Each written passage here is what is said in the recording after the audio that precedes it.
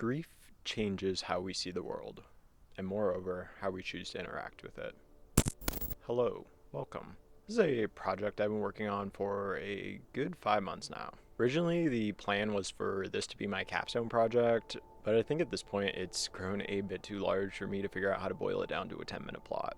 Regardless, this is definitely a project I would like to revisit in the future, and I'm excited to sample shoot a scene of it with y'alls in this class. So without further ado, my name is Ethan Sheffer, and this is an introduction to my project Meadows, a story that explores the terrifying point of connection between grief, memory, and madness. To start off with the synopsis, we're just going to dive straight into the logline. The 17-year-old grieving rebel takes a powerful hallucinogen on a wilderness trip hoping to escape his mind, but instead is thwarted into a front row seat to bear terrifying witness to the unraveling of his own mind.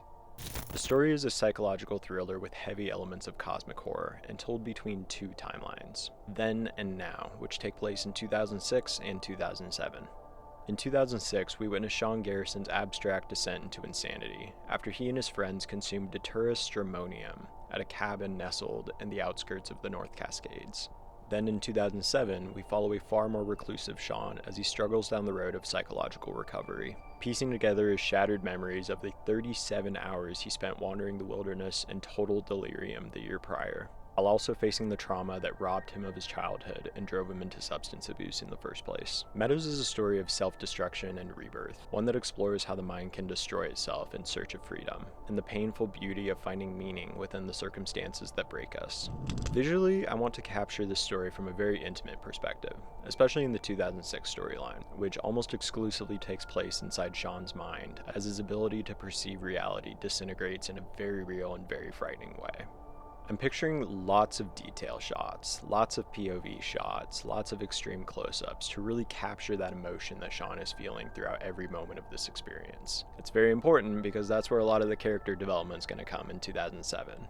There's a good handful of films and shows that I've been taking inspiration from for this project, but here are a few of the most notable ones. First, Alex Garland's Annihilation. The film's iridescent, otherworldly color palette and its sense of cosmic horror through beauty are huge inspirations. Something I think the film did a great job at was illustrating something so deeply mesmerizing, yet at the same time it felt so completely wrong. Like nature itself has entered a kind of dream state. Meadows occupies much of the same place, a kind of luminous dread suspended between reality and something beyond our understanding. The next is part of an anthology series that premiered on Sci-Fi back in 2016. The second season is called No End House, and it's a masterclass of its own in both isolative and surreal horror, especially in the way it uses emptiness, repetition, and emotional memory to trap its characters in their own minds. Very similar to how Datura blurs the boundaries between internal and external worlds, illustrating how horror isn't just what's happening around you, but what's happening within you. And the last show I wanted to talk about was Season 1 of Freeform's Cruel Summer, for its brilliant use of color and non-linear storytelling. Each timeline has its own visual language, a shift in hue, tone, and texture that tells you where you are not just in time, but emotionally within that time before a single line is spoken. I want Meadows to use a very similar visual key, with color working as a sort of psychological map, and a non-linear story progression to showcase how the long-term side effects of Datura are still weighing on Sean's psyche, even a year after the event. Meadows is made for audiences who love more than just jump scares, people who want to feel disoriented, unsettled, and moved all at once. It's for fans of films from A24 and Neon, viewers drawn to slow-burn psychological horror with emotional depth and surreal beauty. But unlike many horror projects, Meadows grounds its surrealism in something deeply personal. Because the horror Sean witnesses in the woods in 2006 didn't come from outside, it came from within. It's a story about losing one's sense of self completely, then rebuilding it from the scattered pieces left behind. Every frame is designed to feel alive, unstable, and reflective of the character's mind. Meadows speaks to a generation that is constantly caught in a blur between digital illusion and emotional reality, and puts direct pressure on the psychological terror created through the turmoil by the two.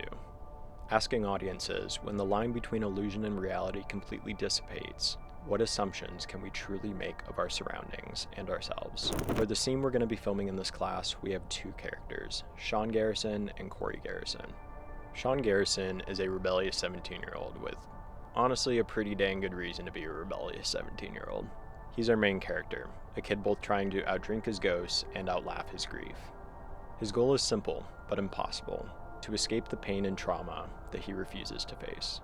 On the surface, he's the life of the party, charming, reckless, and with a pretty magnetic personality. But underneath that smile is a constant hum of hurt, a storm he's been dancing around for years. Sean grew up in the wreckage of tragedy. He's lost his family, his sense of safety, and any belief that life plays fair. That loss has hardened into a kind of nihilism, something that he calls his Paradise Island philosophy. Every day has to be a party, because the moment it ends, it's time for cleanup. Internally, Sean's at war with himself, caught between the illusion of control and the terror of facing what's really inside. Externally, he's at war with the world, with old friends who no longer understand him, and substances that promise escape but only take more and more of him. Like stated earlier, Sean's story is one of self-destruction and rebirth, losing everything, including himself, and finding out what's left after the fall. Corey was Sean's older brother, and he was 22 years old when he died 6 years before the events of this story. But death doesn't stop him from appearing all throughout Meadows.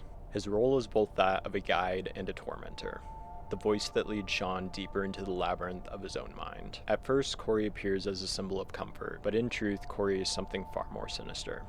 He's an almost manifestation of the deterror itself. His words may be warm, teasing, and familiar, almost like a poster child of perfect big brother energy. But every word carries an echo of mockery and an undercurrent of malice. Internally, Corey represents the most dangerous part of Sean's psyche, the temptation to give in completely and remain lost in the dream. Externally, he is the embodiment of the trip, both the voice of the forest and the delusion that speaks back. Corey isn't just a memory, he's a smiling face of oblivion, the one who tells you it's okay to let go, even as he pushes you further and further into the dark.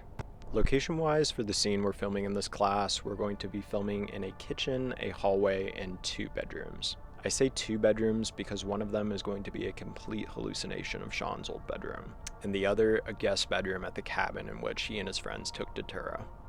The cabin in the story sort of plays the role of almost the incubation chamber for the trip. It's where Sean and all his friends first take Datura, and where each of them first experience the onset of it. But shortly after the inciting incident, something happens that forces Sean and his friends out of the cabin, and running separate ways into the woods. From that point on, at least for the 2006 timeline, the entirety of it will take place in the woods, which honestly the scenes in the woods are like the biggest things that make me want to come back to this project. I have planned out some freaky shit that's going to happen in those woods. Thank you for taking the time to watch this video. I will leave my contact information somewhere over here till the end of the video, and I look forward to hearing back from y'all. Stay scared of the dark.